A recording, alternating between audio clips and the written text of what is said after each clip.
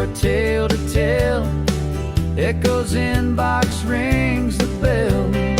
Show your spark and join the fun. This night's for everyone. Be our guest, don't be shy. Share your magic, let it fly. We're all ears and open hearts. Monday's where the magic starts.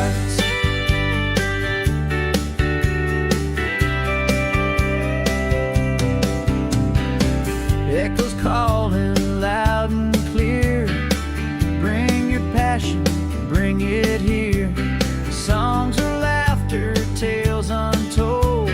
Monday night's worth its gold. Every voice deserves a stage. Turn the page, engage the rage.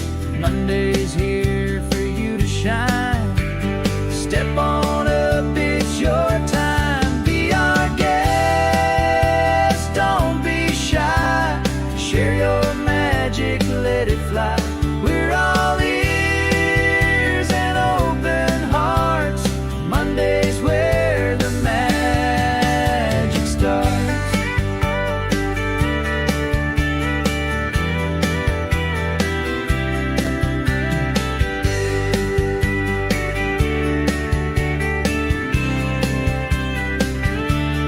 Be our guest, don't be shy. Share your magic, let it fly. We're all ears and open hearts. Monday's where the magic starts. Whoa.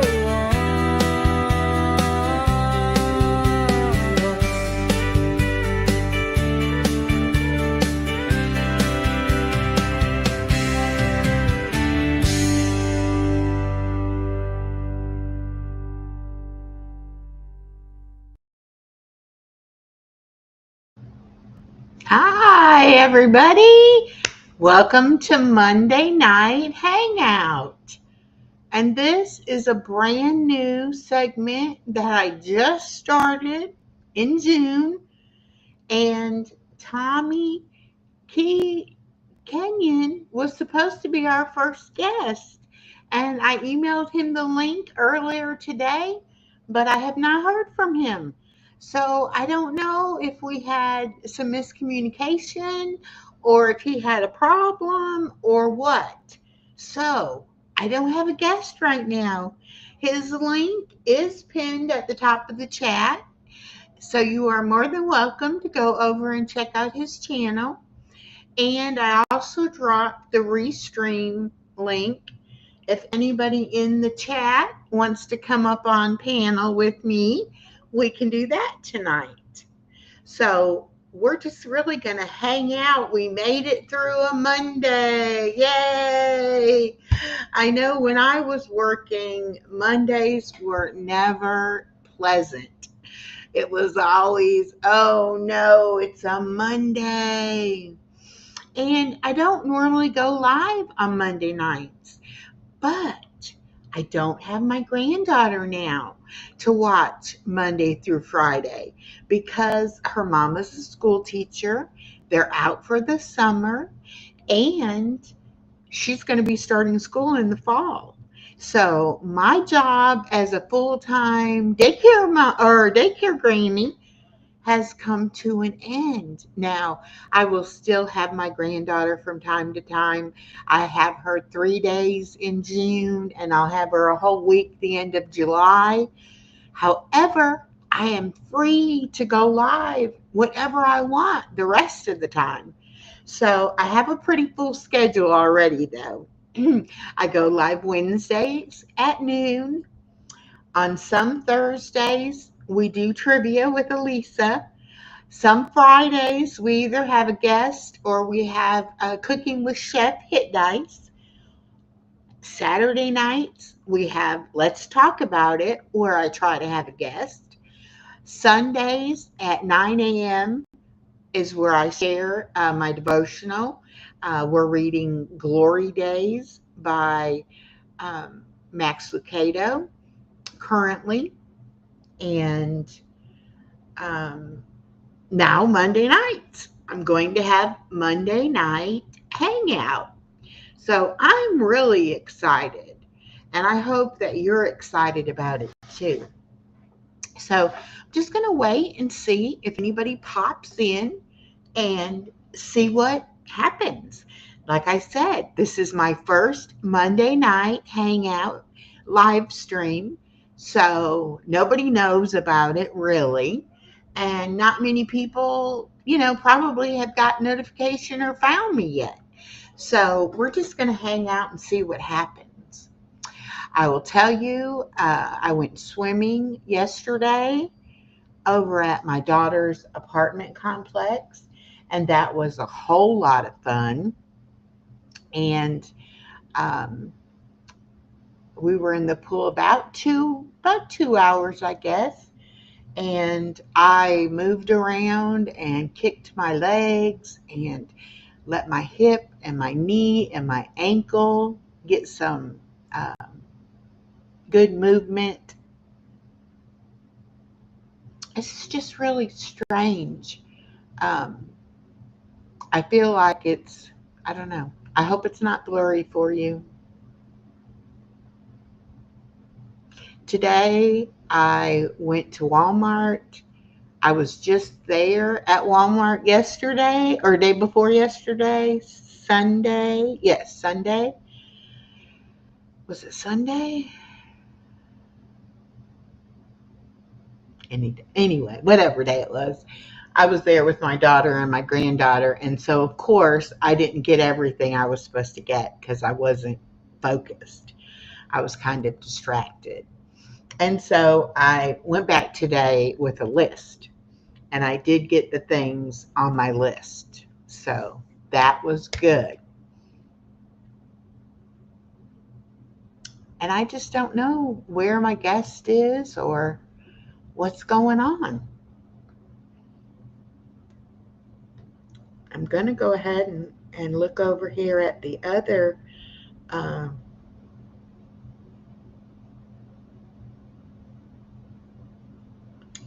look at my other channel that it's supposed to be on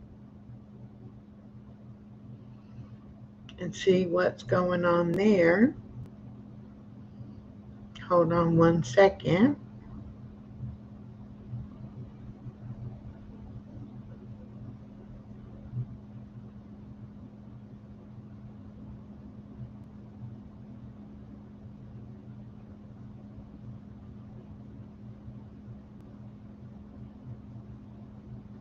Yeah, we're live over there. So that's hmm, very interesting.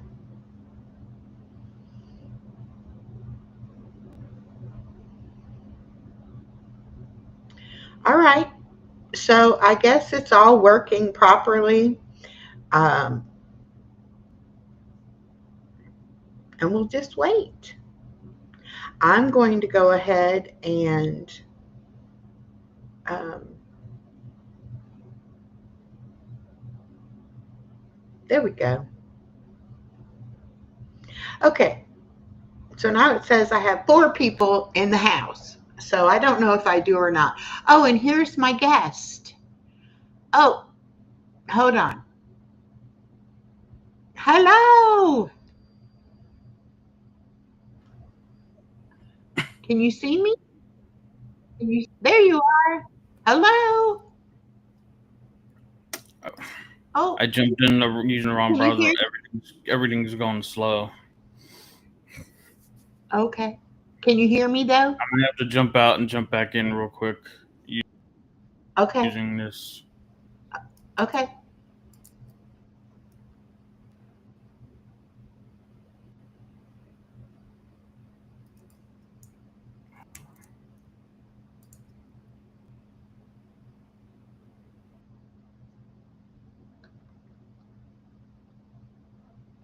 Okay. He'll be back. He's having technical difficulties, which isn't that what we all have? From time to time, we definitely have some technical difficulties. So let me just see.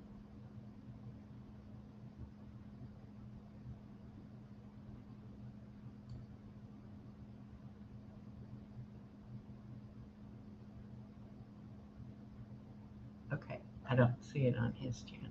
So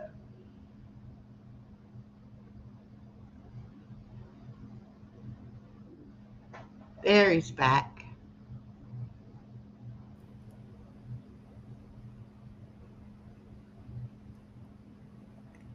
Well, can you hear me? I don't. There you are. I like to put this virtual background on, and it's working a little better. Can you hear me? I can hear you. Okay, I can hear you, so that's good.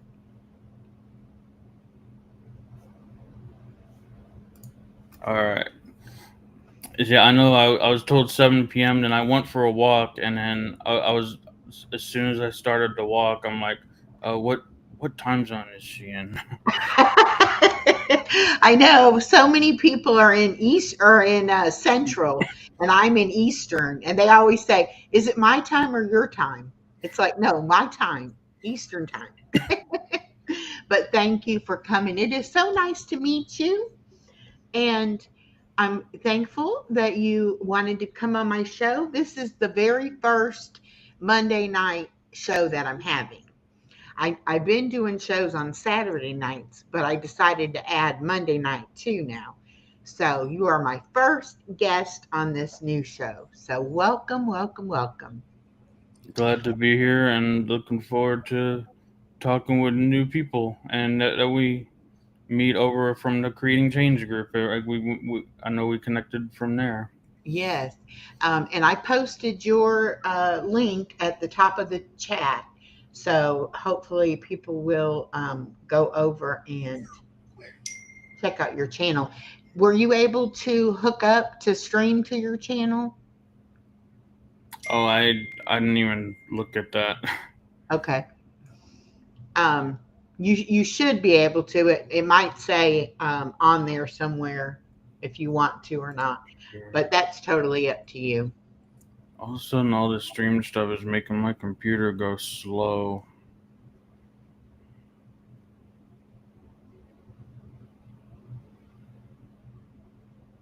And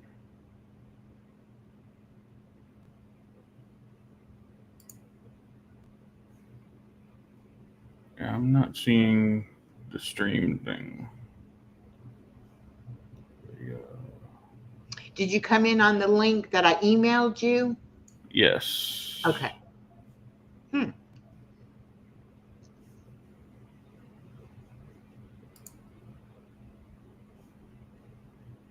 Settings.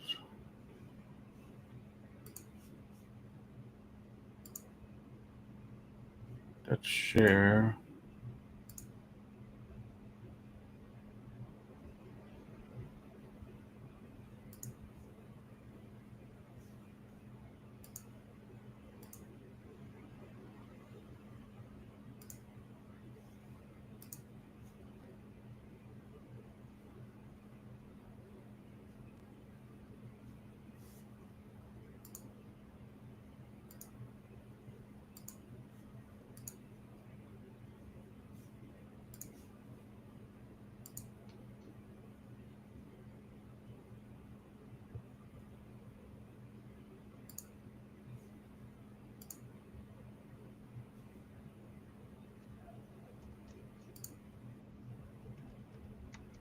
I'm doing the chat as I figured this. I never seen Restream. Actually, I've heard of it. I never seen or used Restream. Oh, okay.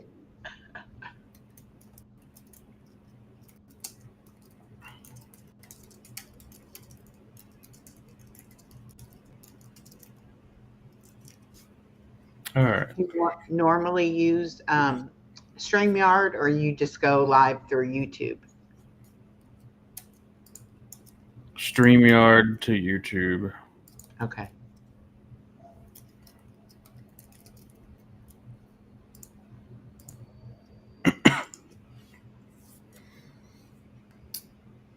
I'm ready to go. I'm just doing troubleshooting as we go as well. Okay. Well, go ahead and introduce yourself and tell us about your channel. And then I definitely want to talk about the podcasting thing. I'm started a while back. I got inspired by doing podcasting. You mentioned podcasting back in 2016, Hmm. and what I do at first, I always wanted to be like on a production team, film team, production team, some kind of like production team like that back in 2016, and I was into like film, Hollywood, Nickelodeon type stuff, and I was always I had developed an interest for behind the camera. Hmm. Lately, I've been more in front of the camera too, which is weird. If you know me at all in person, it's weird to see. In fact, I'm reconnected with someone I went to high school with, and it's like, is it weird for you to see me like this, like behind the mic, behind the camera, like because you knew shy Thomas back in school, and at a job at local grocery store even. And is that weird? Like, it's like, yeah, it's weird, and it's good. And so going to college, I talked about this on like my whole thing going up is keeping it real and film reel. I make it REEL. Sometimes it could be confused for a fishing reel as well. Right, right. I actually saw someone called their stuff keeping it real fishing stuff. Uh-huh. They took your name. Actually, it was like by my cousin's house, and he saw it by his house. Keeping it real, like they took your name, but it's fishing. But a film reel, which is essentially the same, a reel of either a fishing pole reel or a film reel, highlight reel. Right. So I think I was listening. I don't know if it was today's live. It may have been yesterday's live. Anyway, one of your lives, you were talking to somebody and you were talking about being that you have your podcast is on Spotify. Hmm. Do you have to pay to be on Spotify? In fact, one of the main reasons why I actually made the switch to doing Spotify for creators, and I was paying, and now I am not paying for the podcast. I was paying. You pay for others to get like things like analytics and special things like that and deals, Hmm. but Spotify you don't pay. At least now, like it's just like it's YouTube. The big players I've seen coming up who kind of want to get into the video uploading thing like YouTube. There's more like it. YouTube, Spotify. Uh-huh. Spotify has video. If you can upload video too on Spotify, and then you can comment and share. It's like a whole social media thing. And then X, formerly known as Twitter. Okay. X. Um, because I know that a while back YouTube gave the option that you could make some of your playlists into a podcast if you wanted to. Hmm. And I know a lot of people do the just make their video, even if they don't show their face, and just Hmm. talk, and put that as a podcast. So I didn't know um, how all that really worked. Hello, Nana, and hello, Shantirement. Welcome. But I'm very interested in the whole podcast thing, not so much to do it for my just me doing a podcast, but on the when I do have a guest on that I would like to make those into podcast as well, and be able to put those out. So Hmm. I guess I just need to really go and look at them because I don't really know, you know, too much about it and all. It's all about the main thing is go do the live and then repurpose from the live and turn into a video, or you can add that live to a playlist, and you set it up and you make it determine that playlist as a podcast. Yeah. Now I know years ago my daughter had a Spotify account to play music, and Hmm. I don't know why, but I just guessed, that was something you had to pay for. But do you get monetized on Spotify, and do they put ads on the podcast as well? Not that I've seen myself. I think Apple, they run, I think, ads on it, and then you can create a subscription base and everything, like on Hmm. Apple Podcasts. Okay. And then you if you pay for subscription, then you can the listeners and viewers can be ad free.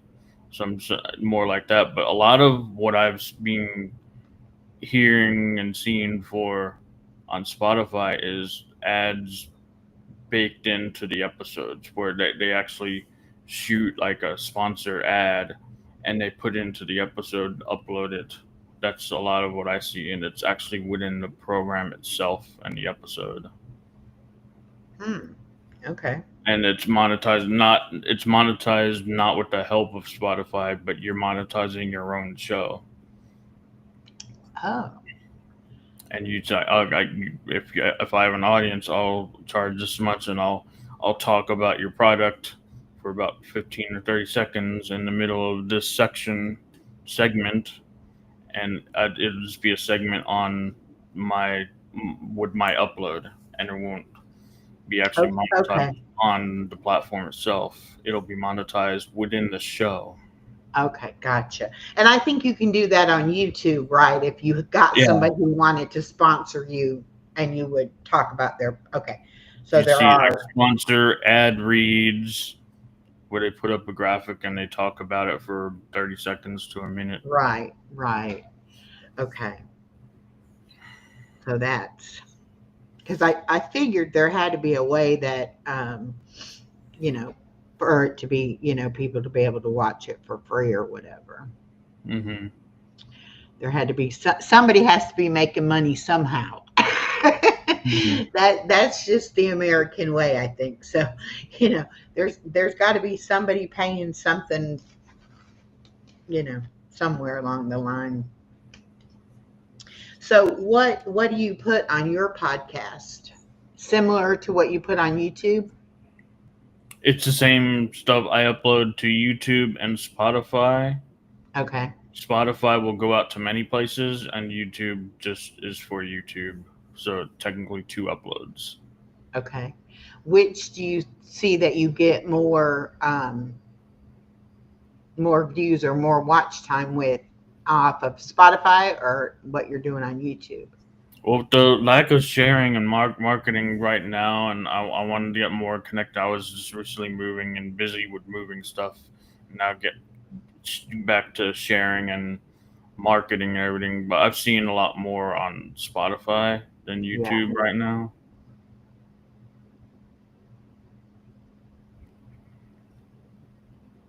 Well, so how long have you had your channel? I know you said not too long, but The podcast I've been having, and then since then I started doing a second podcast. But the podcasting was 2016. The current YouTube channel where I'm currently putting everything out was last June. So okay. now about a year. So now about a year. Okay. And how did you find Guy over at Creating Change? We saw and connected at a YouTube 1,000 subscriber challenge last Okay. October. And Okay. we connected over there. He was commenting on us, and I saw him, and we connected, and we've been connected ever since that. And it was all through growing on YouTube with Right. Sean Cannell and Think Media. If you're ever familiar with Think Media, Sean Cannell, he's big. He's like the YouTube go-to YouTube expert. And it's called Think Media. Yeah. Yeah, I don't think I know that one. Think I Media, go to their channel. There are millions of subscribers on there. You want to learn, pick up something new about YouTube. They have a uh lot of great videos over there. Okay. Do you like watch any of the vidIQ YouTube, videos about I YouTube? I do use, and he's a big supporter, Sean Cannell of vidIQ, so I am using that. I don't know if I just don't get it or what, but sometimes when they're, and like, a lot of people will make videos and say, if you're not getting views and you've got this setting turned on, go turn it off. But I never actually can figure out what setting they're talking about necessarily. And I don't know. I have an iPhone and I have a laptop, and I don't know if they're doing it like maybe on an Android phone and it just looks different to me, or what it is. But it's like I used to put my videos public and then schedule them. And then somebody said, no, you should put it unlisted and then schedule it. So, do you have any idea what I'm talking about? I do, and I haven't seen many differences either way. Okay. And Either starting private or starting unlisted, and then because once I do know one thing, once you take it from private or unlisted and then go public, it can hurt it. I've heard that more. I've never tried it because I guess wanted to, but like it can hurt it if you take it down and then remake it public. Like now, go private to public or unlisted to public and then go private and then back to public. That's not good, I hear. and like I said before, I used to always just do it public, and I always would schedule them, um, within that same day or the next day or something like that. And then people were saying that you shouldn't schedule it ahead of time. So then I started doing where I was just like making it a draft in my studio, but not actually completing it. And then when I wanted to upload it, then I would go ahead and I would complete it and then I would upload it. But then I heard that you need to have it on there for YouTube to figure out what to do with it for a little bit before you actually, just publish it.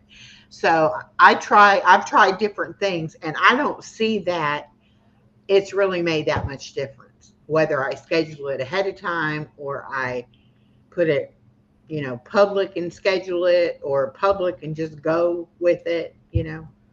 Oh, might be me a bigger difference. I don't know. I haven't gotten that big yet, but it might be more of a difference when you're bigger and you're starting to gain more and more traction. It might make more of a difference then. It I might do affect know that views. it seems like YouTube, um, I don't know if they recommend my videos or, like I get videos recommended to me in my feed. And then somebody else said if you like watch a certain kind of video all the time, then it's going to recommend those kind of videos to you. So if you know, like put different kinds of videos out, that they might not get recommended to the right people or whatever. But I have noticed in the past, I would say 3 months, that I get more comments from people that I don't know, especially just subscribers that don't have a channel, that aren't really a content creator. I mean, you get content creators because everybody's trying to grow, so everybody will watch and share and that kind of thing. But just to get people who actually don't care about being a content creator and just, are viewing, it seems like I get more of them here lately. So I don't know if maybe it is being recommended, and shared out more. Hello, John. For Cat Billy's in a Virginia Mountain Shack. John is my very first member. Yay, John. Almost a year now, I think I've had memberships. Meet, and I think I said your last name correct. Kenyon. Yes. Yes. I was like, Keon at first. I'm like, no, I think I'm saying it wrong. Anyway, John Meet Tommy, and his channel link is pinned at the top of the chat, so you can go over and check out his channel. But anyway, I don't know. I've been on YouTube now. I just had the 3rd birthday. I got a notice from YouTube saying it's been 3 years since I posted a video. And I am monetized. And I do have a little over 2,000 subscribers. But I just don't get that many views. It doesn't seem to me like when you see other people getting, 1,000, more than 1,000. Now I get 1,000 on my shorts, but I don't get them on my regular videos or my lives. So you have any advice? Shorts and reels are for to attract new people that don't necessarily follow you. Right. Whether it's shorts or reels, they're the potential followers, and then YouTube, when you post just a video, a regular video, if you're alerting them when you post a new, or if you turn that feature off, then it'll suggest video content to the home feed, the home screen. But it's just a matter of setting the titles up compared to what people are looking for, what people are searching for on YouTube, on Google, and setting those titles up to what they're actually typing in. Sometimes caps, like lowercase or whatever, and catching something that they're looking for, and then the next thing is making good content. Yeah, I've been told several times that you need to make videos that other people are going to want to watch, and videos that somebody might be searching for, as opposed to making videos that you want to make. Mm-hmm. And I've always, like, I won't make a video if I don't want to make the video. I mean, it's like I only make videos about things I want to make videos about, which maybe that's why I'm not doing as many views as I could, because of the videos that I'm making. So I don't know. It's Well, I guess that can work if someone's out there that thinks like you, but you have to also think about what's being looked for. There's websites you can look at trending, what's trending, and talk about a trend or react to a video of something that's happening right now, currently, current events, trending, and get on that, react to like something that you like a video, like put it on, share the screen and talk about it, keep it muted maybe. You have to look out for the copyright if they're playing music too. I've had that several times. It doesn't hurt you more if you're not monetized yet, but when you Right. start being monetized, that'll stop your video from monetizing. So I can play, like, I could play your video and talk about it, and I wouldn't get a copyright for that? You might get something, but it'll most likely, if you do get something, it'll say copyright, but users as allowing this to be used or something like that. Okay. Right. So, and there is that on your studio, it does ask you, do you allow like restream of it, or, Mm-hmm. you allow people to use it or whatever. Okay. So that would be that case that you would have the, because now that I am monetized, I don't want to do anything to, mess that up. But now I did have an Easter special, and I had Guy was on there, and I had one lady that sign languaged to a song but she played the actual song and I got a copyright for that. But only so it just they couldn't monetize that portion of it, you know. Don't do live streams, not monetized, but don't do it for money. Just friendship and connection. That's you can't, if you do like for other reasons, and then later on maybe the money will come, but you can't, you don't go out there chasing the money. Perhaps you just go out there and put value out there. Yeah, well, see, that's with me. When I started, I had no intention of ever getting monetized. I didn't think I would ever, have the requirements to get monetized. I just wanted to meet people and make the connections. So that was kind of, a nice thing that happened along the way, but still. And I guess that's why I only make the videos about things I want to make them about, because I'm not doing it to try to please the masses and make a bunch of money off of it. I guess some people, that's what it is it's for extra income, and that's what they want, you know why they're on YouTube, what they want, to get out of it or whatever. But I really just like meeting people and making those connections. I have friends all over the world that there's no way I would have met them had I not been on YouTube. So I'm thankful for that, that I do at least have made the friendships, and with people in other countries and things like that.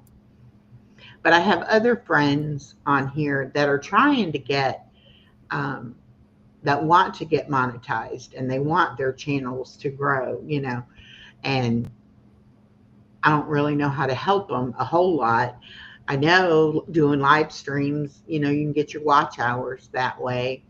And it's easy to me. It was easier to get the subs than it was to get the hours, but I did it kind of backwards. I ended up getting my hours before I got the subs, and then by the time I got the subs, my hours, it had been a year, and my hours fell off, and then I had to get my hours up again.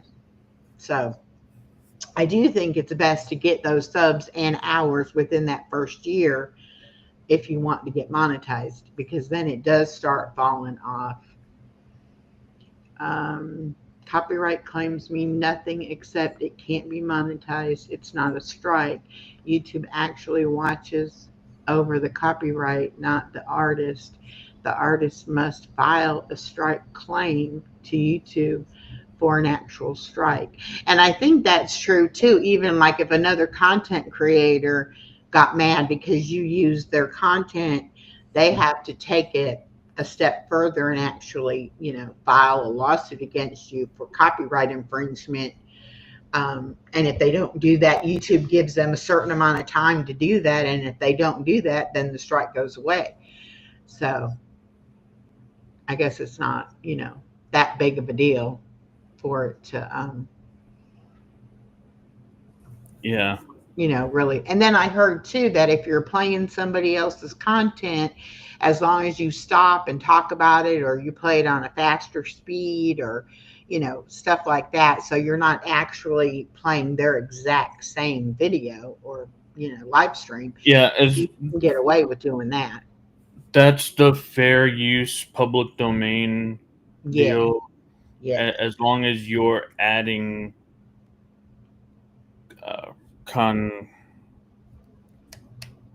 you're adding to it. What do they call it? Commentary. Yeah. Yeah. As long as you're commenting about it and adding your opinion into it, I guess it's okay. Let's see. My live local bluegrass never gets copyright claims, only periodically. And then I file a claim for significantly different and always win. 30 days reply by owner needed. Okay, that's good. I've only had it where, since I've been monetized, I've only had 2 times that they said I couldn't monetize the video. And one of them was a guy that does like karaoke. So I guess some of the songs that he was playing or whatever were in there. And then the one for Easter. But other than that, I haven't had any problem like that. And like when I've had Guy on and other people on playing music and things like that, I haven't had any problem, with that. So Is that Big Jack? Big Jack story time? yeah, I've had Big Jack on, and I've had Guy on, and I've had a couple other people on that played the piano and sang, and stuff like that. So, but now I met the Source. I don't know if you know him. You probably know him if you know Guy. Um, and I do, a little bit of stuff with him or whatever. So I mean, I met in Lashana. You probably know Lashana. Yeah. Yeah. Now my thing is lately that I've been getting memberships, and then I've been becoming members of my members' memberships. So really the money kind of, equals itself out there, but at least that way you do get the member content, to be able to see different things. So that's good. That's fun. But so what is it that you want to do on your channel that you're not doing? Like, do you have any things in the works or hello, My Roger? my whole big thing is to have technology be not a crutch but a thing of support, and that how technology can help and support us, not hold us back, not something to be scared about. 'Cause there's a lot of things, especially if you don't know about something, that can create kind of a fear or being scared of it. Mm-hmm. To Because if it's used as used as a tool, it's a tool for good, and not just a thing that holds us back, silences us, blocks us. If you know how to use it, it's a powerful tool. Well, now, when the AI stuff first started coming out, I was so against it. I was like, I don't know anything about it, and I don't want to get involved with it. And I really didn't, even look at it. And now I go on Suno and make all my own music because it's so much. Not only is it not going to get copywritten, but it is so much fun to do that, creating with the help of Suno. So Hmm. yeah, I definitely use it as a tool. Hello, Cindy, Lifestyles and More, Body Illusion, and Cindy. The Tommy's link is posted at the top of the chat, so make sure y'all connect with him. And for Cat Billy's is John, my very first member ever. So y'all make sure you connect with John. Welcome, Stephanie. Stephanie is the WSFN channel. Welcome in. We are talking about technology and podcasts and AI stuff. I have to admit, being that I'm 62, I'm kind of at a disadvantage because I did not grow up with technology. Like, even like my daughter, she's going to be 28. And I can remember when she was in preschool, they had a computer guy come to the preschool, and I paid for her to have computer lessons, at like 3 and 4 years old. So Hmm. she learned, she grew up with all the computer and technologies and all of that. And so she knows it. And my granddaughter is only 3 and a half, but she already knows how to operate her little Amazon tablet way better than I know how to operate my computer. So, I think it's definitely something that you've got to really, if you haven't grown up with it and it's been readily accessible to you, you really have to go back and learn things because it's not as easy to pick it up. At least not for me, it hasn't been. And a lot of all that stuff, a lot of like the market is on these devices now. a lot of the market. Yeah, with business like I've hear a lot of the brick and mortar. Some things like closing down, and then there's a lot of that is the market is on these devices. So if you're not on them to some extent, and it would be wise for everyone to get in on something at least 10% so they can contribute to the market on these things. Yeah. That's what I'm seeing. And of course, I mean, when I was, gosh, I can't even remember how old I would have been. I would have been probably in my 30s, and I went to a tech school, and the computers that we had the big floppy disk, that you put in, and oh, I mean, it was so much different than it is now.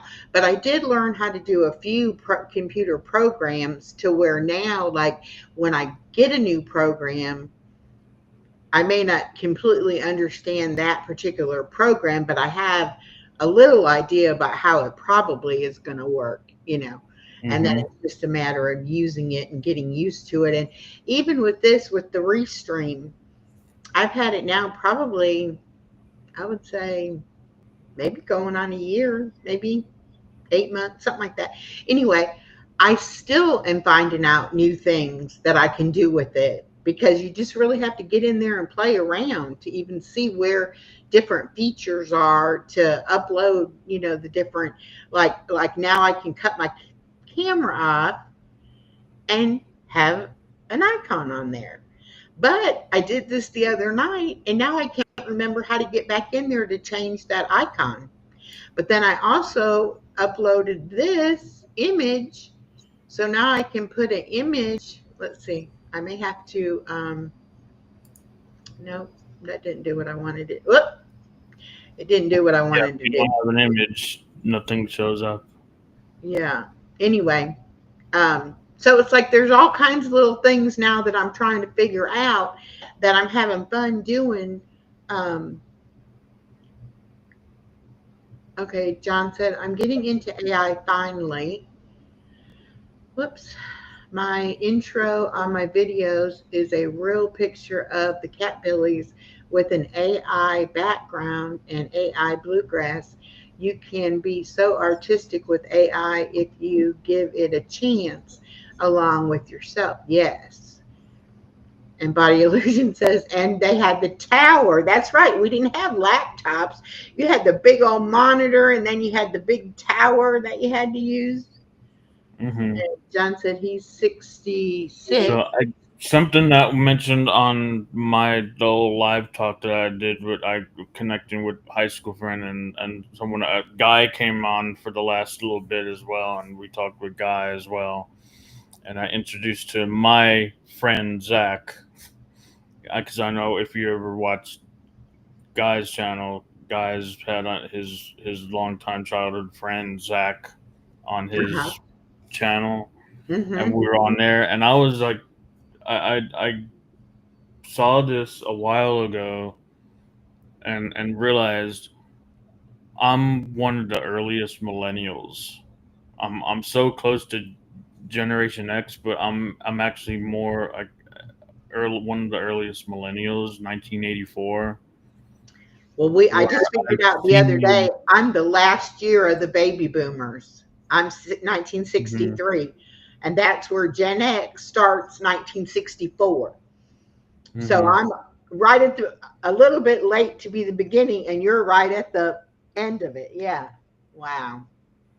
So yeah, there's a whole generation between us, and we're right at the end there.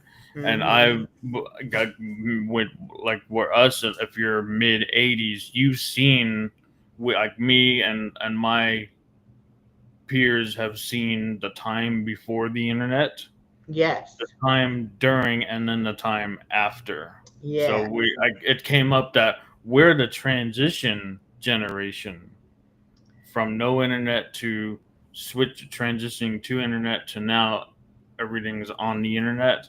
So like he joked, they're like, we're the trans generation. Yeah.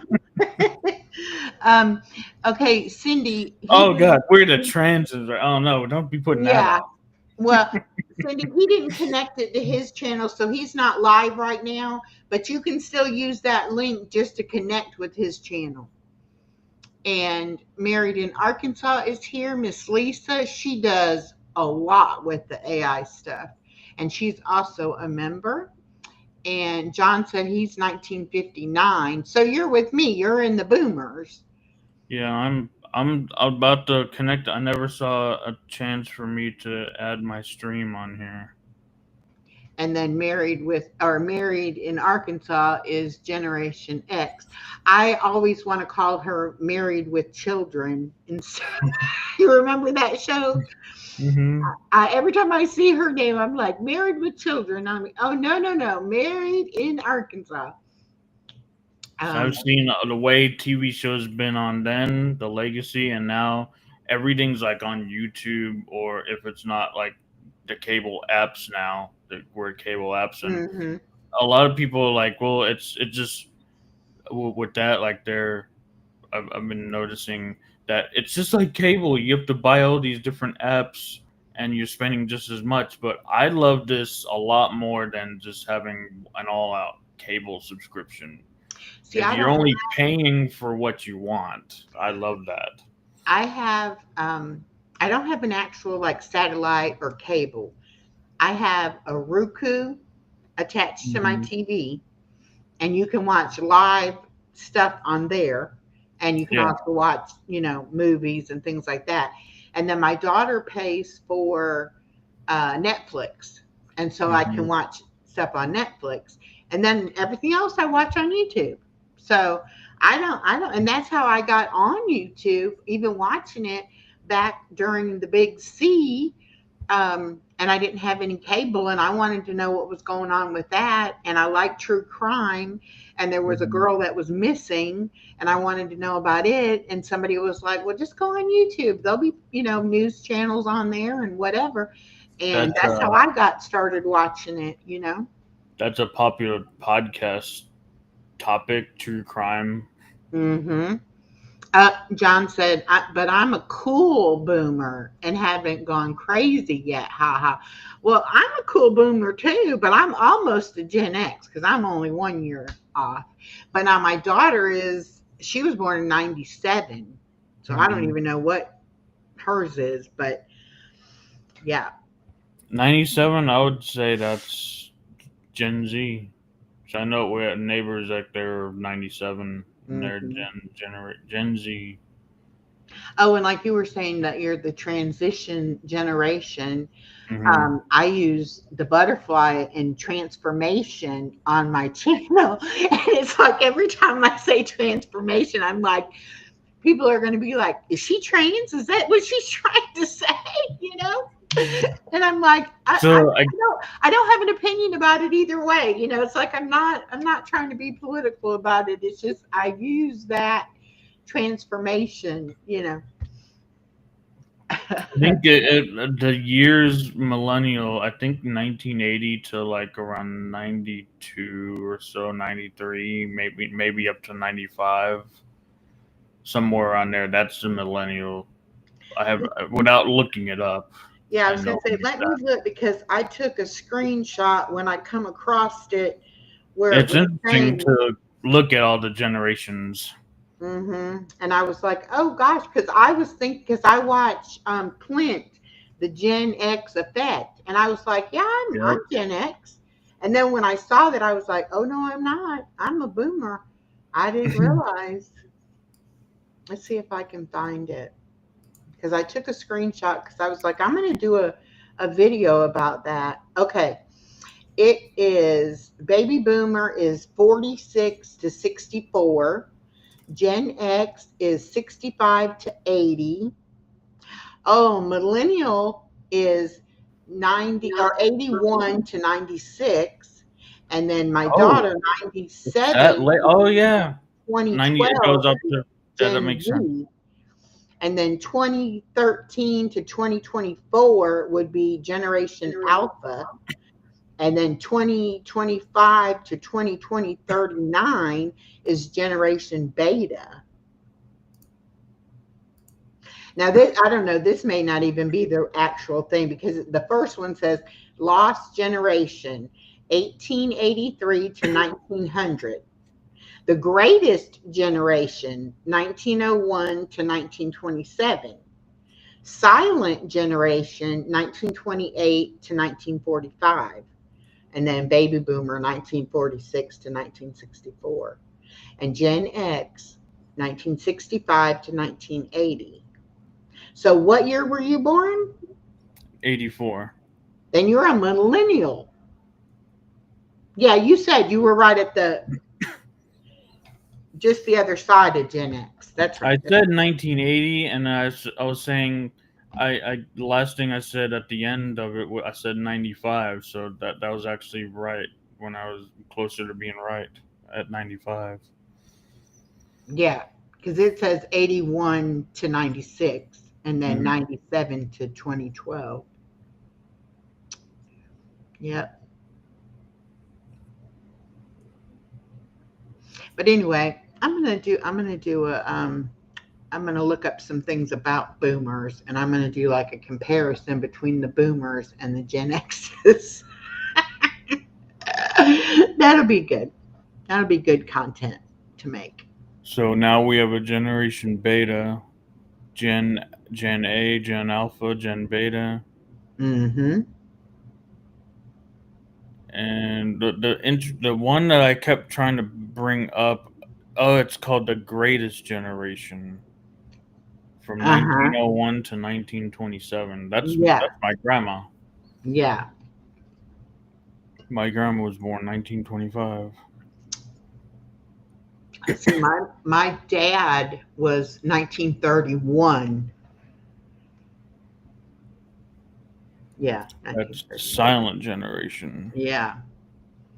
I'm gonna look into some of those because I think that's kind of interesting.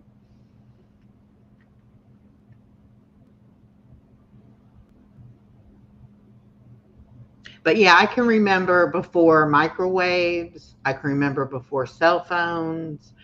I can remember carrying change to make a call at a payphone. Payphones. Uh-huh. The one thing I do remember seeing but not really using, 8 tracks. Yes. I might have heard it once or twice, and then like I got into editing and everything more when it became digital, but I never edited on beta tapes or anything like that. Editing using tapes, or I've done some tape dubbing. I've done some of that. Well, and then when the cassette tapes came out, that was the thing. Now how people have, like a Spotify playlist or whatever. Your boyfriend would make you a playlist on a tape. He would make you a cassette tape of your favorite songs, and they would record it off of the radio. Mixtape. Yeah, and they would like have to stop it right before the announcer would start talking or whatever, so it took a long time to get just the songs. So that was the time you had to queue up tapes. Yep. If somebody made you a mixtape, that was like a big deal,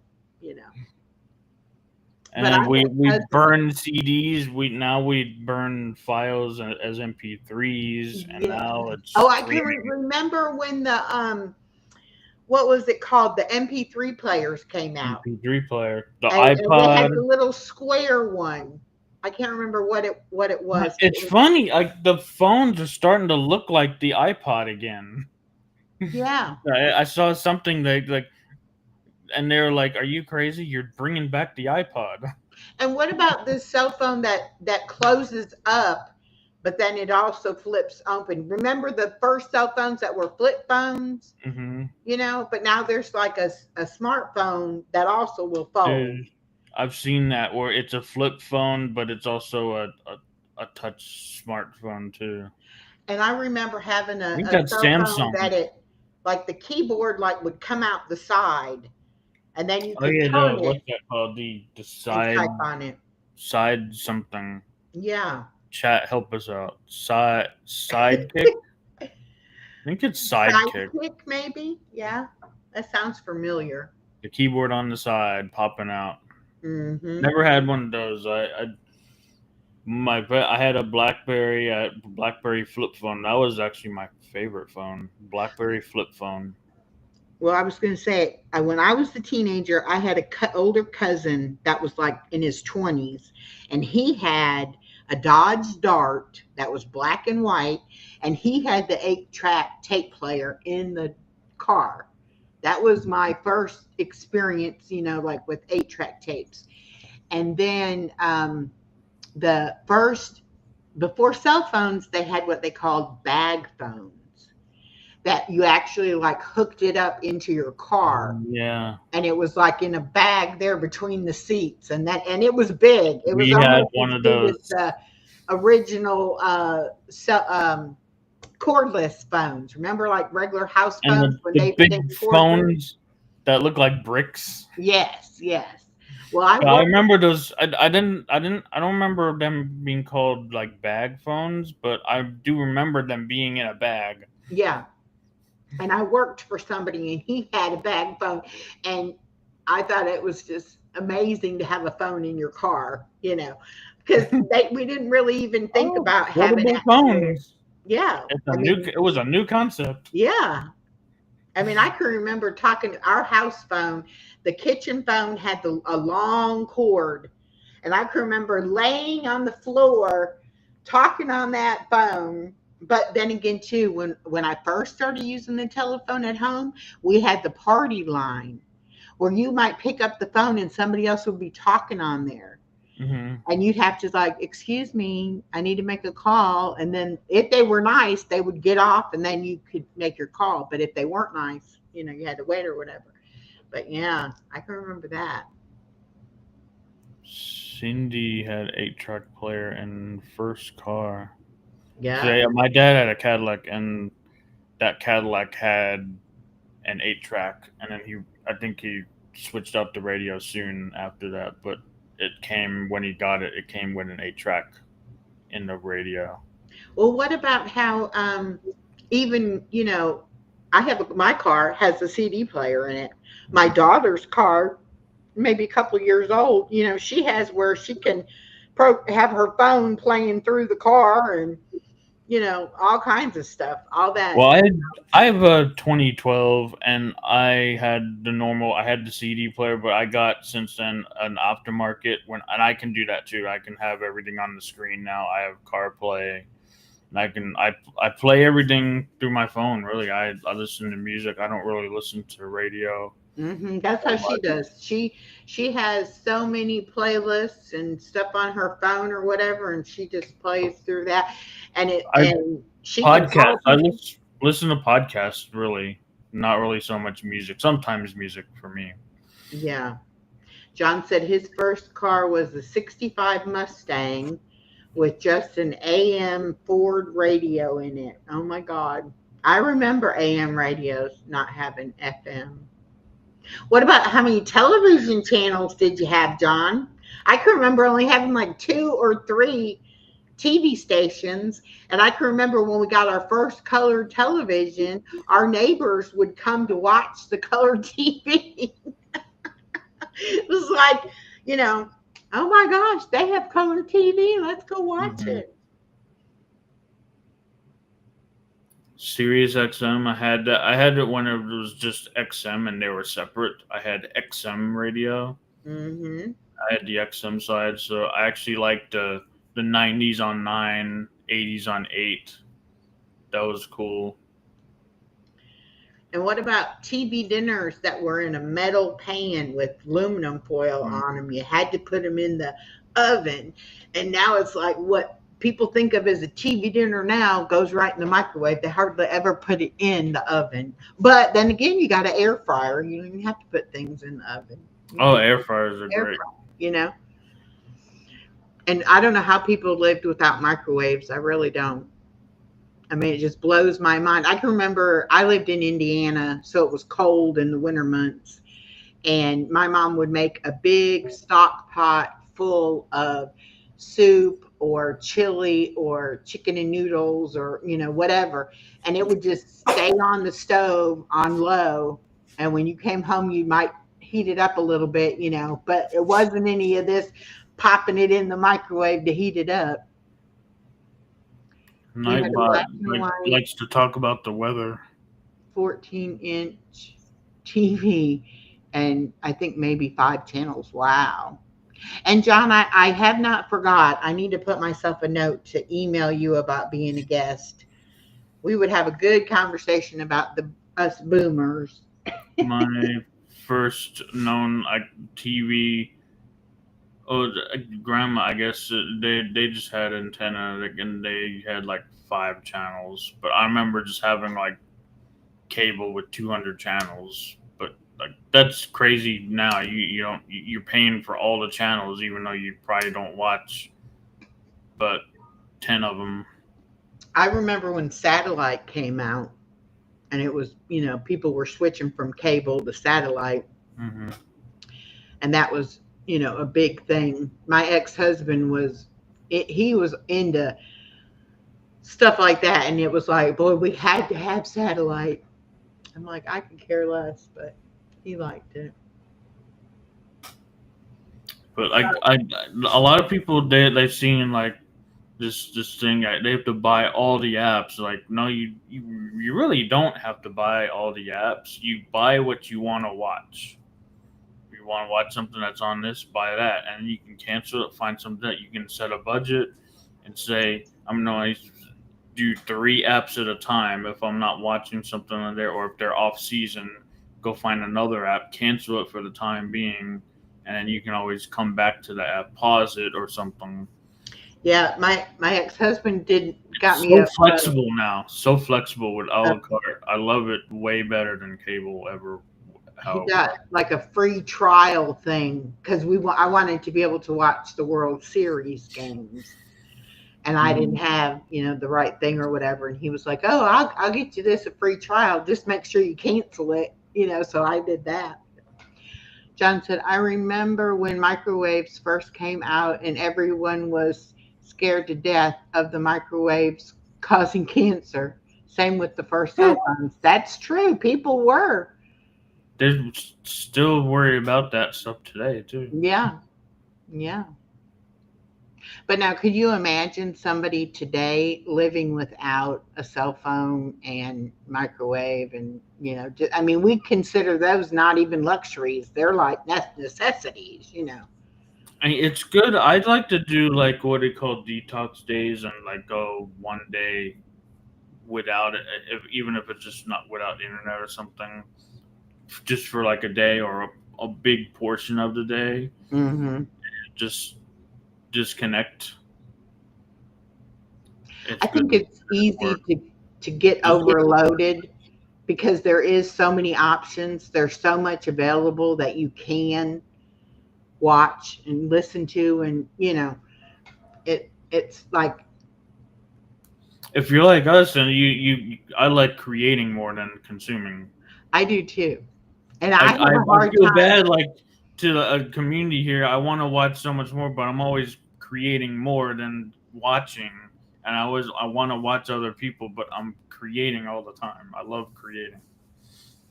Well, I have another computer and my television and my phone, and so I'll usually have somebody else playing on something, but I'll be working doing my own thing too. Hi Tech MP, welcome.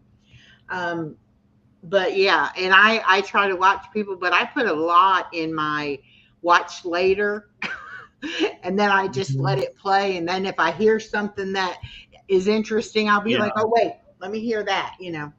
That's a smart way. Set up playlists. I set up my social media with lists of what I want to see, who I want to see, connect with, watch, and instead of just always going to the home feed and letting the platform tell me what I want to watch, I set up lists, and then I see what I want to see. Playlists. Yeah, and I wish there was like a schedule, like how like even on the Roku, it's got the schedule rolling on there, telling you when all the different things are on, because I miss so many people's stuff because I don't see the notification, or I get so many notifications that I miss it. And then when I go back, then I'm like, oh, they just ended and I didn't even know they were on. Mhm. So it's hard for me. If I catch somebody's live, I'm like, oh my gosh, I actually caught them live instead of having to watch the replay. Or unless you know what time they actually go on and start, then you can plan around it, kind of thing, and be intentional a little bit. But yeah, and you can mention eat processed junk food, take pills. It's all like a big healthcare funnel. That you go eat, you go to the grocery store. A lot of that stuff has all that junk in it, and it makes you sick. You go to the doctor, and it's not a healthcare system. What I've always hear, it's a sickness care system, and you're Yeah. just you're there. You're getting medicine, going to the doctor to keep something the same, or for it's not getting worse, but it's not getting better either. So it's more of a sickness care system than really a health care system. Well, I had weight loss surgery, and I had like four different problems, and I was taking a bunch of medicine for each of those problems, which were giving me side effects, which I was taking some medicine for the side effects. So when I had the weight loss surgery and started losing weight and was able to start coming off of stuff, I realized that those initial four problems I had weren't nothing compared to all the side effects from all the medication that they were giving me to supposedly help the Yeah. conditions. So I went from 19 prescriptions down to like 6. I mean, I'm not a doctor. Like, don't take any advice from me. I'm just spitting out like my thoughts on everything. I'm like by no means I'm not a doctor, Well, and I just but want to it's, say that. you know, you, But like, there's one thing like you take the one medicine for to take care of the one issue, but then you get mhm. 10 new side effects and 10 new Yeah. issues with that medicine. And I actually felt like the side effect things, I didn't even realize they were side effects. I thought they were part of the original four things, you know. And then when I got off the medicine, I figured out that no, that was nothing, without that medicine, I'm not having that side effect now. So it really does make a big difference. But every time I would tell the doctor about the problem, they would prescribe something else. And then it ended up like not even the pharmacist was looking to see, did things interact with each other, or did I need to be taking things separated during the day or whatever. And it was a mess. And my weight loss surgeon, he was like, my gosh, you're on a lot of medicine. I'm like, Can they you keep giving it to guess? me. Put out there, guess how much? Just I'm again not a doctor, but like, and I'm not saying like I'm doing anything right, or anything, but like, guess how many medicines I'm on. I would say 0.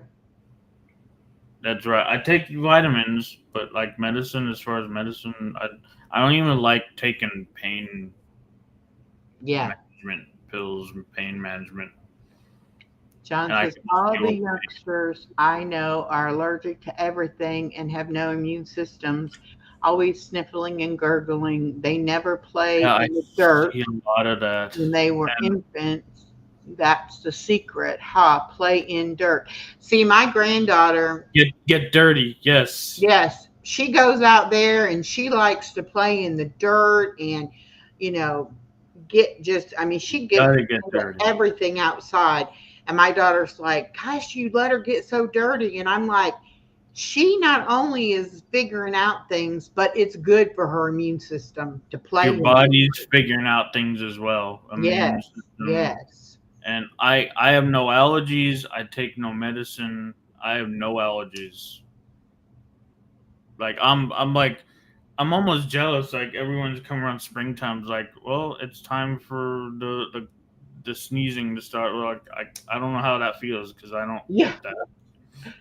I'm almost So, jealous, but I mean I don't I don't need to be or anything, but I'm like I never have. I've experienced it in the past, but not anymore. Right. Hello, Arlie's Delight. Welcome. And that's another thing. I had what they said was bronchitis for about 5 months, and I had a whole lot of trouble breathing.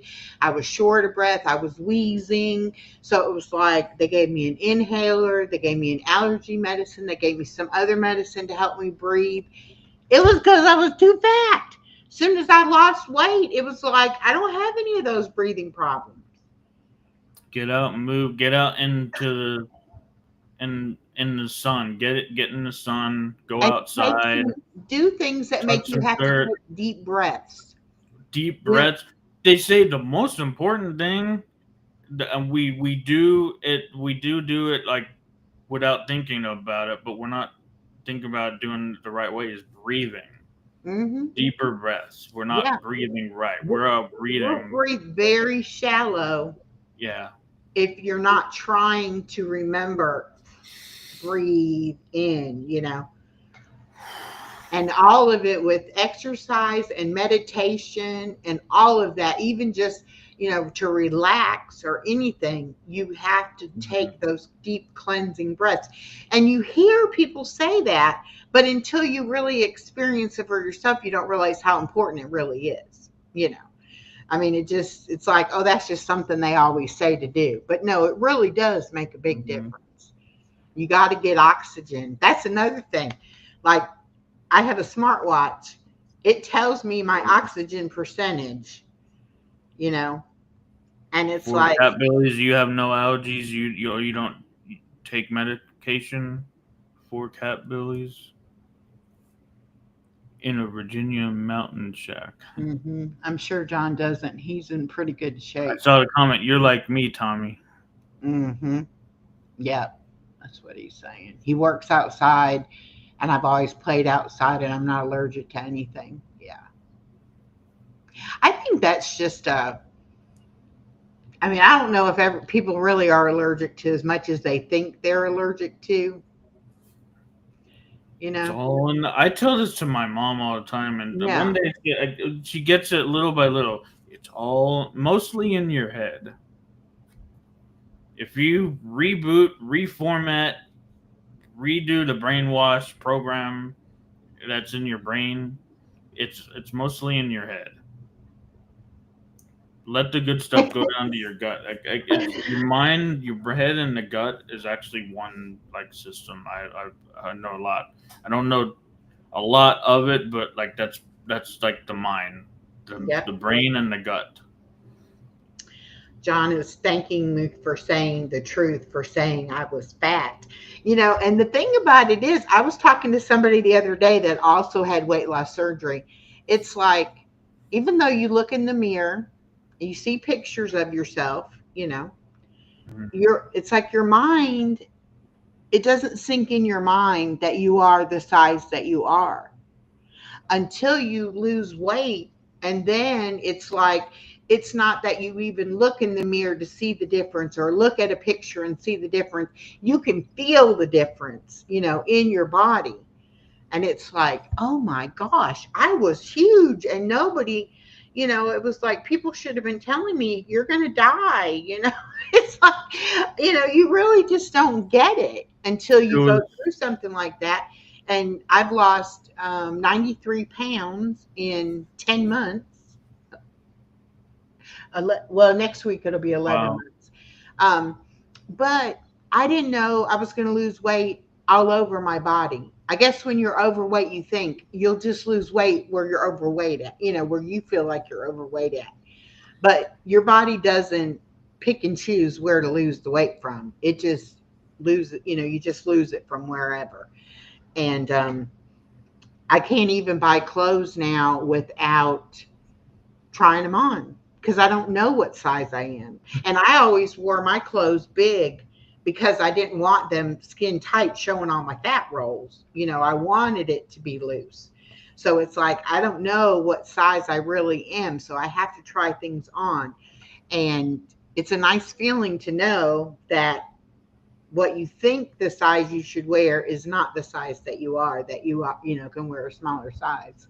Oh, I love a good beer. I'm seeing the latest comment at Uh, 66. Love a good beer, especially in Europe. I want to do the whole Europe tour and everything. Go to Germany. Italy. I've been to Italy already and have some Italian beers. But yeah, Europe. That's one thing they're doing right is the whole health or food system. They're so much better than we are, except for the other country besides us that are similar to us. I always forget the no, not Austria. Australia, New Zealand. New New Zealand. Zealand and US are like big on big pharma, and we Hmm. have messed up food system Yep. and health system. US, United States, and New Zealand. But Europe, for the most part, does it right Yeah. with the food. They may get other things off or anything, but they do it right by the food. Well, and I mean, people can be addicted to food just like you can be addicted to alcohol or drugs or anything, but you still have to eat. So you really have to change your mindset and you really have to decide what it is you're going to eat. And because they make everything so convenient and they put so many chemicals and preservatives in everything to make it convenient and make it last long, that's what's killing us. Because if you would eat whole food and food that doesn't have all the chemicals, then it's a lot healthier for you. Plus, our bodies were not made to do all these chemicals, you know, and that's where it, And you talk about really, the allergies. That the allergies is my guess is a direct result of all those chemicals. yeah, Allergies. yeah. Like it's the body reacting. You're not supposed. I'm not supposed to be seeing this. What are you doing? Or, the body doesn't know what to do. So what does it do? It turns it to fat and it stores it, or whatever it might be. It's not gonna, and then too, back in the day, they might not have eaten every day. They might not have had meat every day. I love watching Survivor, and you see them where they get very little food, and you see how lean they get. You're not going to starve to death, I mean, unless you just absolutely don't get any food. But if you have any excess, fasting is not a bad thing to do, but it's like everybody thinks, oh well, take this shot, take this pill, there's got to be some thing to help The you do answer's it. in the pill. I mean, I know I had weight loss surgery, which means that I don't have the capacity to eat a lot of food at one time, but I still can eat whatever I want to eat. And I could eat all day long if I really wanted to, you know. Hmm. But when you don't get hungry, you don't think about eating all the time. Yes, to see Europe would be nice to visit. My That's friend and I are planning a trip to France. We want to go to Paris. and I want to go to Paris, and she wants to go to London. And she actually brought me the application for the passport. She's not going to take the chance of me not doing it. So she and got me. there's a new thing you have to get a real ID or something now when you fly, along with the passport. Yeah, I don't Even in know. the U.S., like flying within the U.S., you need like a real ID. Hmm. I don't know, but she got me the application. So I've never had a passport, so I got to look into that. What to do.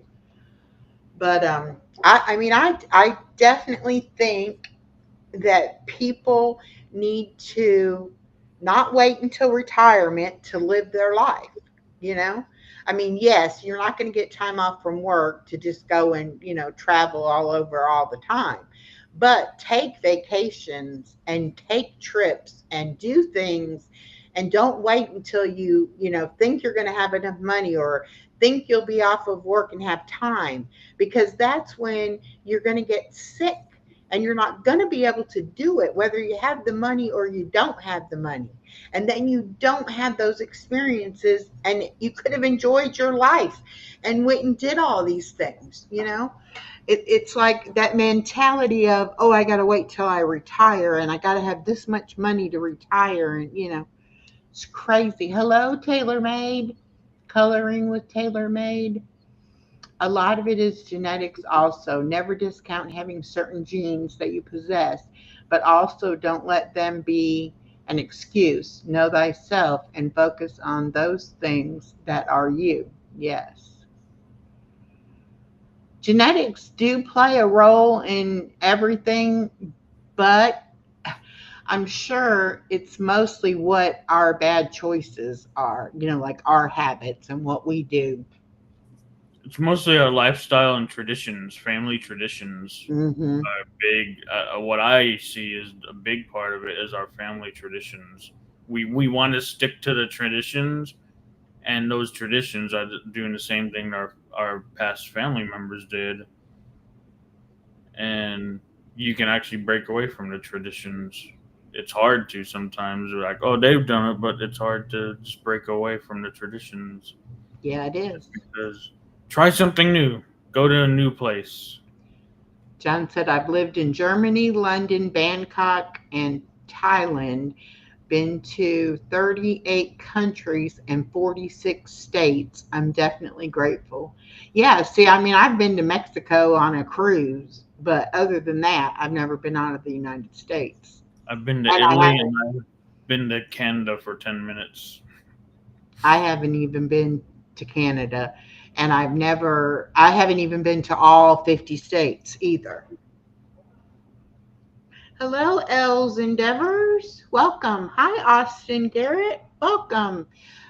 Tommy's link is pinned at the top of the chat, so y'all make sure you check him out.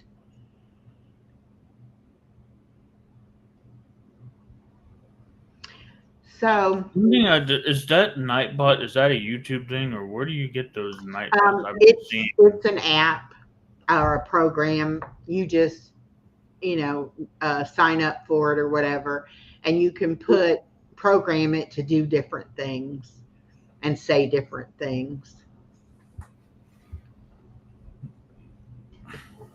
Some people love Nightbot. Some people hate Nightbot.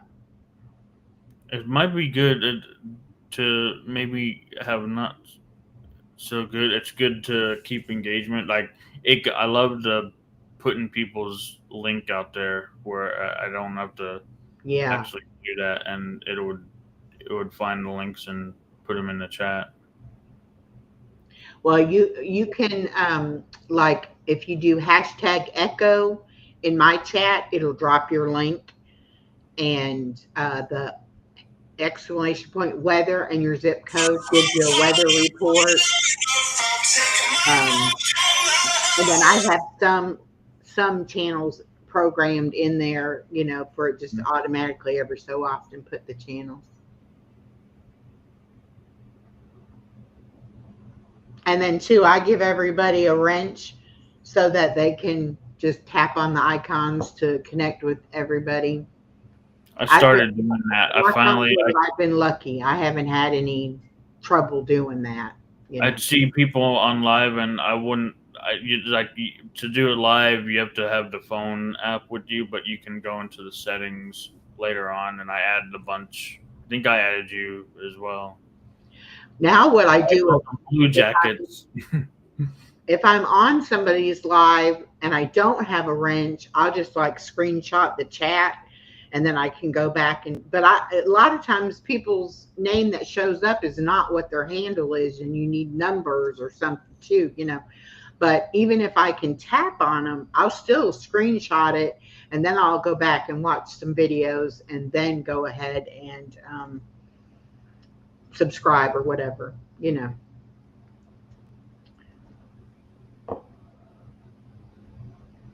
Yeah, and to see like Miss Arlie, you must be over in my dog's channel, in Chloe's channel. Let me look because it's showing you, but I'm not seeing you on this screen. So that must mean it's coming through. I have a dog channel and I never hardly post anything over there. And so I've been running my lives over there too. So hopefully I'll get some watch time hours over there. I need to start going live over there. That's what I need to do. I've been so busy that I haven't really had time to do it. And I need to definitely oh, wrong thing. It's easy to make channels, but it's hard to keep them going. Yes, Miss Arlie is over here on Chloe's channel. That's why you're probably not seeing any of the other chat either. But I can see your, on the Restream chat, I can see your chat there. So, but thank you, Miss Arlie. I've actually videoed her some today. I'm going to put a video on her channel. I have a dog that only likes to lay down and cover up with blankets, and so it's very boring to try to make a video. She either does that or she runs around like a crazy dog. Mm-hmm. I guess that's what I need to be videoing, the crazy dog part. Oh, Cindy said her family went on a 7-day cruise to Mexico. I went to, of course, this was, oh my gosh.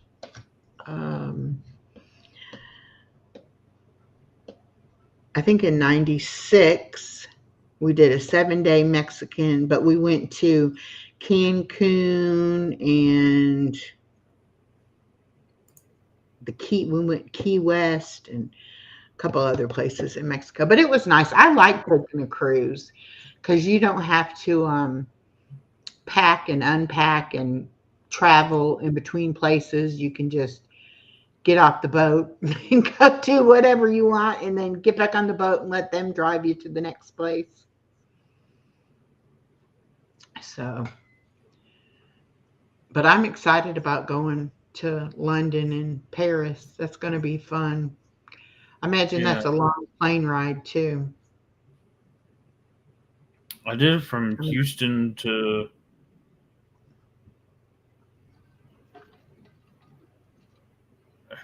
On the way it was Chicago, but I did it like on the way back. Did I stop in Chicago? I think there was a stop. I remember like on the way back or something. I remember going from Italy right to Houston, but there could have been the stop as well. But like the longest flight was like 9 hours. And I watched 2 movies. I stayed up the entire time. It was morning the entire time. I left the U.S. in the morning. I got to Italy in the morning. Well, I have a friend that lives in Australia, and she had me on her New Year's Eve stream, but it was New Year's Eve in Australia, but it was like 7 o'clock in the morning the day before New Year's Eve here. So I was like, okay, just make sure you let me know what time it is for me because that's. And then I have one friend I think that is either 6 or 7 hours ahead of me. So I always think to call them or talk to them and, which would be the middle of their night. And I'm like, oh, I got to wait now till tomorrow because it's too late now or whatever. Time zones are weird like that for me. Oh, thank you, Cindy. I started the dog channel first actually, and I used to post on it a lot. But then when I got this channel started and then I just was posting over here more. John said 7-hour plane ride to Western Europe, not as bad as going to Australia. Yeah. On the other side of the world. Yeah. It's going to be fun though. I'm excited. But yeah, 7 hours difference really. I've friends. I lost. I think something happened with one person I was talking with over in India, which was like 10 hours difference. But I have a friend I'm still connected with, and then we're chatting back and forth. Thanks to all these apps now. He's over there in Italy. I think he was actually over there vacationing in Spain. Yeah, I talked to somebody in Sweden, and I talked to somebody in Belgium, and then somebody in Australia. And then I follow a lady now that's over in France right now. Well, actually, she went from France. Now she's in Albania. She's like traveling for 9 months overseas. So,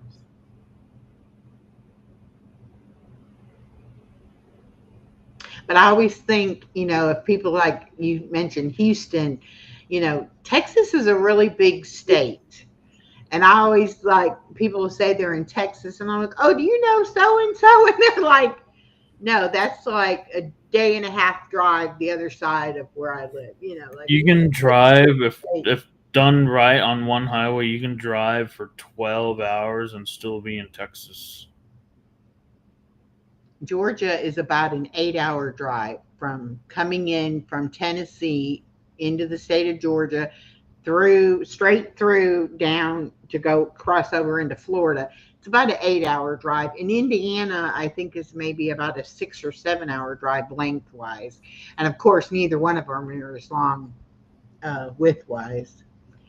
But Texas is just so big and long, and then little parts over here and little parts up here. It's like there's a lot of places there in Texas.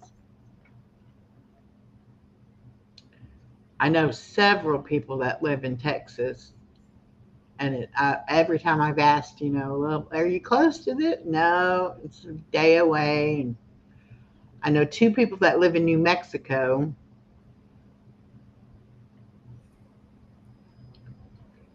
So that's been a lot of fun for me, is meeting people from all over the place. You never know where somebody might be from when you're talking to them on here. Mm-hmm. I've driven Texas from El Paso to Houston all day and more. Yep. Big state. I was born in Houston, from Houston, looking to get back to Houston. I've been in Dallas for the last several years.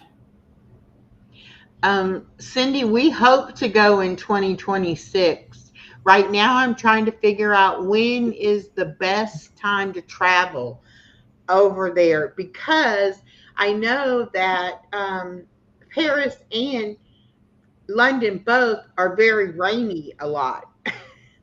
So, and then somebody told me the other day that France is very, very hot and humid in the summer. So it's better to go like spring or fall. So we've got to try to figure out when exactly is going to be a good time to go. But it hopefully will be in 2026. Aw, thank you, Body Illusion. Check MP said they are in California. Oh yeah, Alaska is huge. And I didn't realize how big Canada was until I met a couple of YouTubers in Canada, and they're like, they can go a couple of days just driving through in Canada, and like not go from one side to the other. And also the one lady was very unhappy about certain ones of our politicians talking about Alaska, or about Canada being the 51st state or whatever. They're like, we're bigger than your country. We don't want to be a state in your country. We're our own country.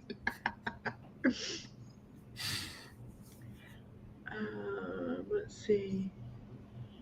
About the same as Georgia rain, from what I understand. Well, the thing about Georgia's rain, when I first moved here 35 plus years ago, seemed like every afternoon at 2 o'clock it would rain. but it doesn't do that anymore. But it can be sunny on one side of the street and raining on the other side of the street. Hmm. And you can wake up in the morning and it can be in the 50s and it can be 90, in the afternoon, and then it can be, bright and sunny all day, and then all of a sudden it's black as can be and thunderstorms. Georgia's weather is crazy. And we even had snow this past winter, and we hardly ever get snow. It's So, just like that. They say in Texas, if you don't like the weather, wait 5 minutes. oh, that's what they say about Georgia too. And they say dress in layers because you might get too cold and then too hot and then you need your raincoat and then you don't, and crazy. Southern France is far prettier than northern France. Hmm. And I don't exactly know why I want to go to Paris in France. I guess because that's a city that people talk about. It's very touristy and things to do there. Although I have friends that went for their 25th wedding anniversary, and they said that they stood in line at the museum for hours and hours and hours to see the Mona Lisa, and the Mona Lisa is really small. It's like it looks all the pictures you see of it, it looks like it's a big, portrait on the wall, but it's actually just a really small painting. It's a very famous painting, but yeah, I'd imagine it's like you set your expectations. Like I had a lot of that when I was going to Italy. It's like, oh, that is that all? I was like, I've been in the Sistine Chapel. This is kind of cool. Where the Pope gets elected. Yeah, there's a lot of things like that because you're seeing what they want you to see. They're taking the pictures and the video in a way to where it is at its best. And then Hmm. when you actually see it, you're like, oh, I'm let down. I didn't know.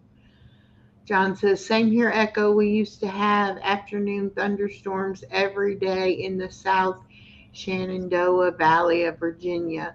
Now, not it's just hot and dry. I want the rain and humidity back. It's our thing here. Yeah. Cindy's in California too. Check MP. Dallas has been known, and North Texas has been known to be a lot more drier than like Houston. Houston, they always say humidity in Houston, but I've grown up in Houston with the humidity. I'm used to it. It's been like really humid here in Dallas too. It's very unseasonably like that for Dallas. It's where it's been hot and dry. I don't like the hot and dry because like the hot Texas summers, they can be brutal in North Texas with dry Yeah. weather. Humidity. There's like I don't know, like something. It definitely helps being humid. You sweat more, yeah, and it feels like it's hot and humid, and it can be uncomfortable to some. But humidity is like a natural shield or something. I don't know what to call it, but Yeah, it was a big switch when I moved from Northwest Indiana up by Lake Michigan down here to right at the bottom of Georgia. So in Florida, you have the ocean on either side, so you get some ocean breeze. So it's not as Mhm. humid and it's not as hot. But here in Georgia, we're not close enough to any water, so it's just hot. And we had summers in Indiana, but we also had all four seasons that were about 3 months long each. Whereas you get down here in Georgia and you have like 6 months of summer, and then fall, winter, and spring is 6 months, together. So they're like 2 months each, and then all this hot, summer. Hi, Lucy Warren's World. How are you doing today? And Body Illusion is hello, a North hello. California gal. Humidity is uncomfortable, but Yep. it's actually good for you. Go And figure. I agree with that. It is good for you. It's good. It's like a layer of protection from the sun, a little bit at least. I don't know Yeah. how much, but Well, and I think too, when you are able to sweat, that's your body cooling itself down. So it's mhm. kind of like people are like, oh, I don't want to sweat. Well, if your body's working properly, you want to sweat. It's a good thing to sweat, you know. So, And as yeah. long as you keep drinking water, Yes, as long as you stay hydrated, you'll be fine.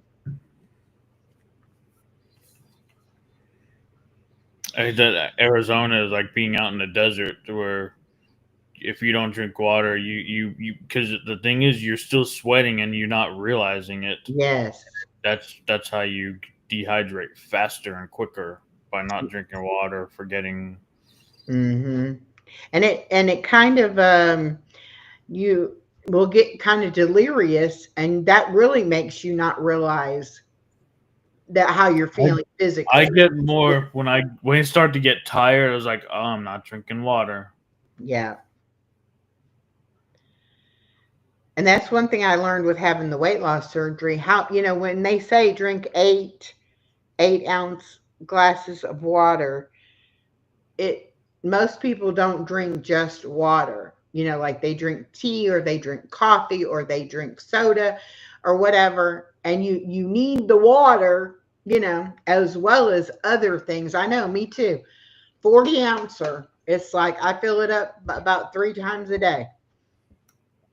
I But only do this one time. I do this once, one of these a day. You drink twice as much as me. yeah, well, and when you have weight loss surgery, that's you have to have so much water and so many grams of protein, because, like I said before, you're not hungry, so you don't think about, gee, am I eating enough? Am I drinking enough? So it's like you have to, make sure that you do those things. Um, Water is my, I would say, magic potion or medicine. If I'm starting to feel something or sick or something, I don't get sick because I do usually I'm good with water. But if I mhm. haven't, like maybe for a day, and I start feeling like something maybe starting, I'll drink water and I'll instantaneously feel better. Yes. Not being tired so much. I have so much energy. I'm a morning and a night person. I can get up in the morning and I'll do go all night before I go to bed again, and I'll do it again. John says they have t-shirts in Arizona, but it's a dry heat with a skeleton under a cactus.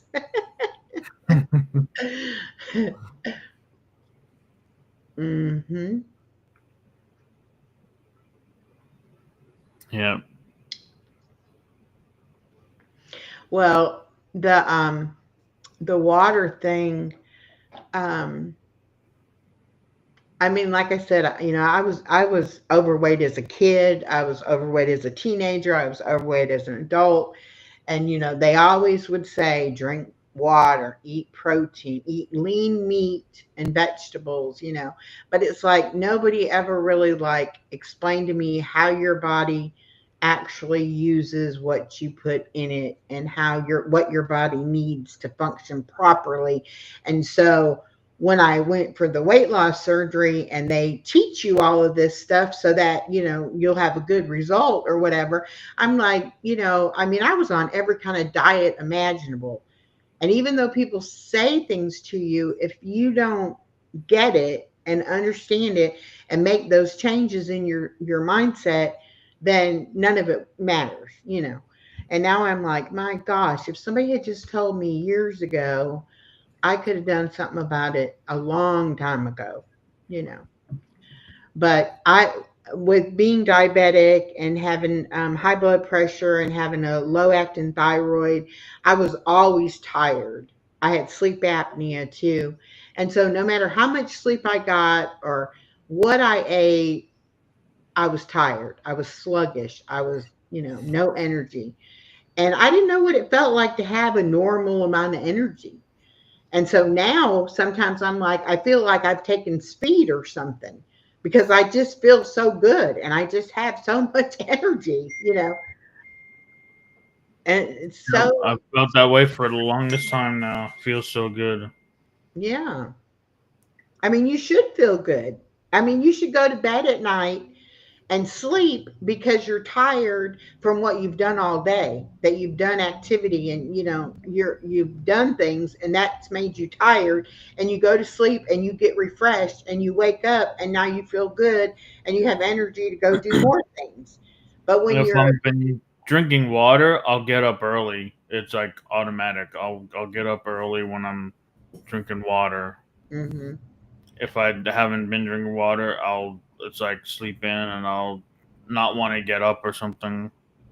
It'll be slow to get up when I have it's low energy when I haven't been drinking water. So drink water and I sleep better and I get up. Mhm. John said diets are like pills, just keeping you on the program for selling you more stuff. Exactly. Body Illusion says, is that the reason you're so busy now, Echo? Well, and it's funny because I used to, if I had to like go somewhere and do something physical, I didn't really do anything else. Like I had to rest to do that. And now it's like I deliberately break things up to where I sit at the computer and do stuff for so much time, and then I have to get up and go outside and do something or go somewhere and do something, and then I can come back and sit in front of the computer. But before, I could lay down all day long or I could sit in front of the computer all day. But now it's like that's not good enough. It's like I need that getting up, moving around, and doing things. I still love being on the computer, but I can't just sit here like I used to, you know, Hmm. which is good. I mean, that's how it should be, but it's just so different for me because that's not how my life was before. So I'm definitely getting more and more used to how it is now, which is good. I think I'm gonna have to get off here soon. Okay. We've been going like 2 hours. Like I know. It's easy to do when you start talking. Joe Rogan's just going there and just having the conversation.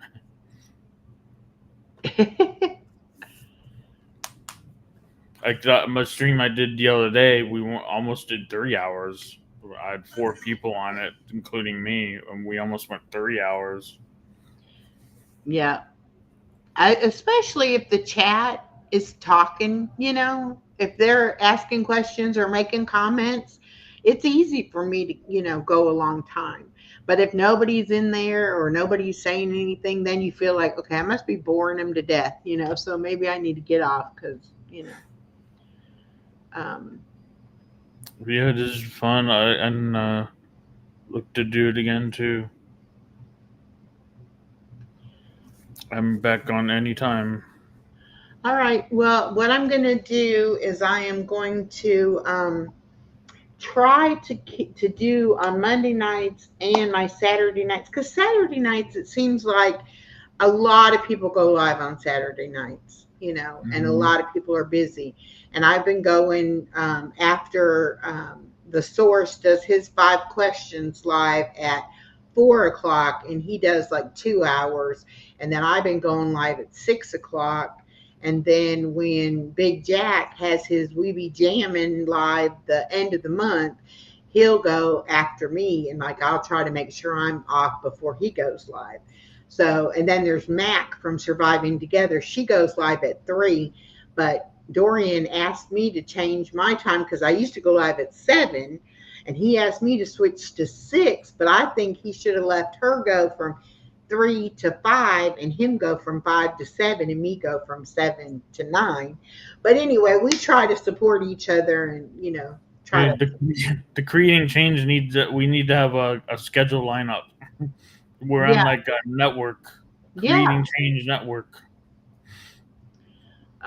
John said See, this was person at great. 10 a.m. and then next following that at 11 or 1 p.m. Yeah. Well, there's a thing that you can, and I can't remember whose show we were on. I think we were on Big Jack's show, and somebody came up from the chat and they were telling us what they do in their community is there's a thing you can do a redirect like at the end of your live, and you can put in there who's going live next, and then it'll automatically redirect the chat to the next live, and you can do like that, but you have to have that person's permission to be redirecting. So we just kind of say, oh, so-and-so's going live next, and like I did a video last weekend saying, oh, look who's going to be on live, or whatever.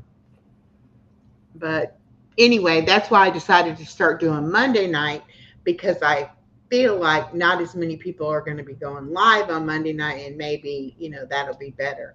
But also because if you're working, Mondays usually are not an easy day to get through, and at least you can come relax and chill out and hang out on Monday night. But since I don't work now, it doesn't matter to me what day it is. They all seem about the same. So yes, John, it was very nice to have you in the chat. And you too, Body Illusion, everybody, I had a really great time. And thank you, Tommy, for coming. And we'll do it again. I will. Now I know you're on East Coast. Hmm. So you're saying 7 p.m., but I wasn't thinking about the time zone until I took a walk. But now I know you're on East Coast. Yeah, I'm on the East Coast time. Which is weird because Georgia's like in the middle of the country, so I don't know. But we are. Even a hillbilly can relate with y'all. Kelly, folks, take care and be good. You too, John. Thank you. All right, y'all, we can go ahead and wrap this up. We're right at 2 hours. I'm going to play the song, and then we'll go. Let me see.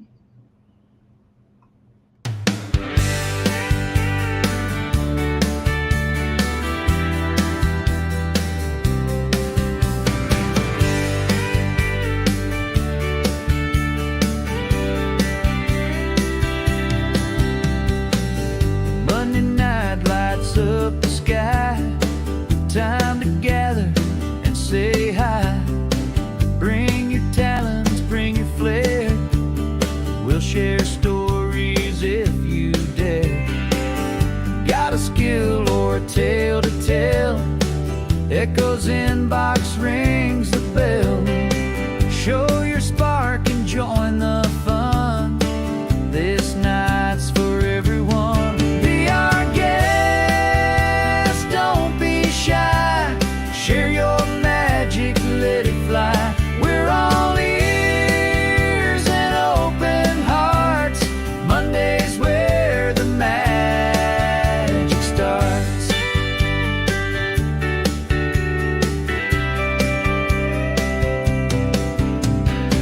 Echoes calling loud and clear. Bring your passion,